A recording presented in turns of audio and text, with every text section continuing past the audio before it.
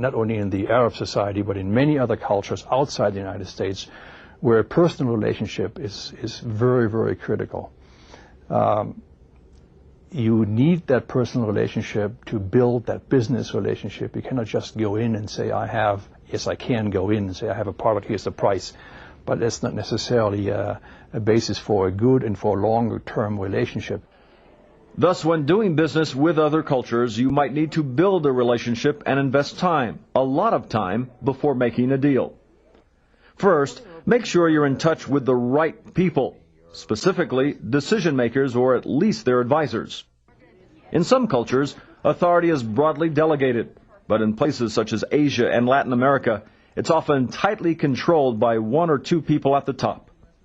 What you really need to do is take a look to see the company in that culture and understand who the decision makers are.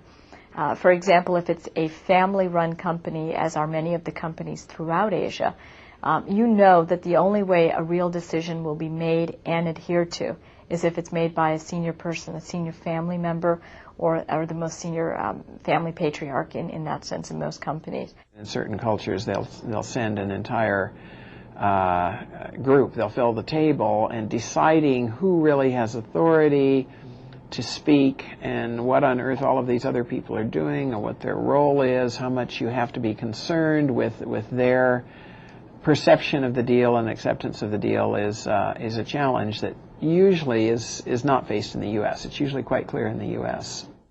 You'll also need to reach their advisors. Even in authoritarian cultures, executives often rely on subordinate advice. Thus, you'll need to build support at all levels of the other organization. For a couple of reasons. One, in consensus building societies like Japan, they will be providing much of the